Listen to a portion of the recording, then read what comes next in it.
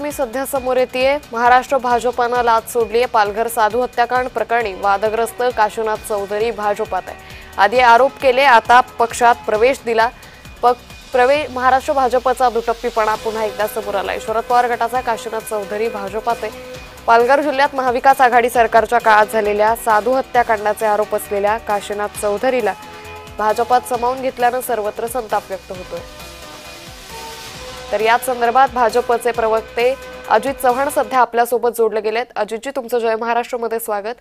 आपण पाहतोय की ज्यावेळी भाजपनं साधू हत्याकांड प्रकरणी काशीनाथ चौधरीवर आरोप केले होते आणि त्याचाच आता भाजपमध्ये प्रवेश होतोय।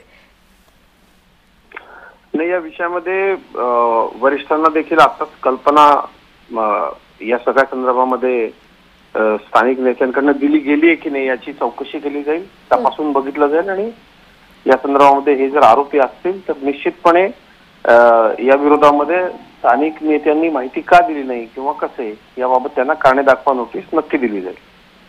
निश्चित। पण अजितजी, आपण पाहतोय की या मुद्द्यावरती गेल्या काही दिवसांपूर्वी एवढं मोठं रणकंदन माजलं होतं आणि आता त्याच नंतर काशीनाथ चौधरीचा अशा पद्धतीनं जाहीररित्या एवढं मोठं शक्ती प्रदर्शन करून पक्षप्रवेश होतो, याला भाजप समर्थन करतं कसं? नाही, ती जी घटना आहे त्याच्यामध्ये नुसतंच डहाणू, कासा, सायवळ, कळमादेवी, मोळगाव, रायपूर आहे, तिथे हळदपाडा आहे, आसपासच्या तलासरीचे खर तर तालुकाध्यक्ष संजू वराठा यांचा हा पक्षप्रवेश सोहळा होता आणि या सोहळ्याकरता तिथले आमचे स्थानिक खासदार डॉक्टर हेमंत सावरा असतील, भोळेसाहेब असतील, जिल्हाध्यक्ष भरत राजपूत असतील, हे उपस्थित होते। त्यांना या संदर्भामध्ये नेमका हा एक व्यक्ती जो इतर मंडळींच्या सोबत उपस्थित आहे तो या विषयामधला आरोपी आहे की नाही याची स्थानिकांनी काही माहिती दिली की नाही या संदर्भामध्ये मी म्हणालो तसं स्थानिक नेत्यांना विचारणा केली जाईल।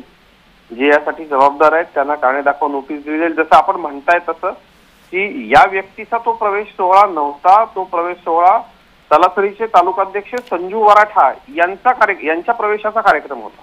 निश्चित। मात्र अजितजी, या निमित्तानं प्रश्न उपस्थित होतो की स्थानिक नेत्यांना यापूर्वी भाजपनं काय आरोप केले हे माहिती नव्हते का आणि प्रदेशाध्यक्षांना स्थानिक नेत्यांनी या संदर्भात काही माहिती दिली नाही का? निश्चित याची माहिती घेतली जाईल, कारण हा प्रवेश सोहळा आपण म्हणताय त्या तशा आरोपीचा नव्हताच। याच्या संदर्भामध्ये तर निश्चितपणे पक्ष म्हणून खबरदारी घेतली जाईल की गंभीर आरोप असलेले किंवा कुठल्याही अशा एखाद्या मोठ्या घटनेमधल्या आरोपिताचा असा प्रवेश सोहळा कसा घेतला जाऊ शकतो, तो नाही। तर तो प्रवेश सोहळा जो आहे तो आमचे स्थानिक नेते जो आहे त्यांनी इतर व्यक्तींसाठी ठेवला होता। त्या कार्यक्रमामध्ये प्रत्येक व्यक्ती हाच आहे, तोच आहे असं जिल्ह्याच्या नेत्यांना सुद्धा तिथल्या माहित नसतं की बाबा रे हा आरोपी आहे या सगळ्या विषयामधला। तर याची माहिती घेतली जाईल आणि प्रदेशाकडनं ही माहिती मागवल्यानंतर खातरजमा केल्यानंतर याच्यामध्ये निश्चितपणे कारवाई केली जाईल जर आपण म्हणताय तसं घडलेलं असेल तर। अजितजी, मात्र जसं तुम्ही म्हणताय की नेत्यांना ज्या नेत्यांनी हा पक्षप्रवेश करून घेतला त्यांनाही या संदर्भातली माहिती नसते की पक्षात प्रवेश कोण करतंय, हे वक्तव्य जरा चर्चेचं वाटत नाही का तुम्हाला? याच्यामुळे अनेक प्रश्न उपस्थित केले जाऊ शकतात की पक्ष प्रमुखांनाच माहिती नसतं की आपल्या पक्षात कोण प्रवेश करतंय। नाही, मी आपल्याला तेच म्हणतोय की हा जो सोहळा आहे हा तलासरीचे दुसऱ्या पक्षाचे तालुका अध्यक्ष संजू वराठा यांच्या प्रवेशाचा कार्यक्रम होता, एक लक्षात घ्या। तर त्यावेळेला बऱ्याच वेळेला असं असतं की त्यांचे समर्थक किंवा इतर कार्यकर्ते सुद्धा प्रवेश करतायत, तर मुख्य कार्यकर्त्याचा कोणाचा प्रवेश आहे याची निश्चितपणे माहिती असते आणि त्याचं नियोजन केलेलं असतं। त्या गर्दीत इतर कुणी प्रवेश करून घेतला असेल आणि तो जर आरोपी असेल तर निश्चितपणे याची माहिती घेतली जाईल आणि आपण म्हणताय हे गंभीर आहे। या संदर्भामध्ये स्थानिक नेत्यांनी का माहिती कळवली नाही किंवा त्यांना माहिती होती का किंवा अशा पद्धतीचं हे सगळं झाल्यानंतर काय नेमकं घडलं याची निश्चितपणे सखोल चौकशी केली जाईल। त्यांचा प्रवेश सोहळा नव्हताच, मी आपल्याला सांगतोय ते व्यक्ती संजू वराठा यांचा भाजप प्रवेश सोहळा होता, हे आपण लक्षात घ्या मी जे म्हणतोय।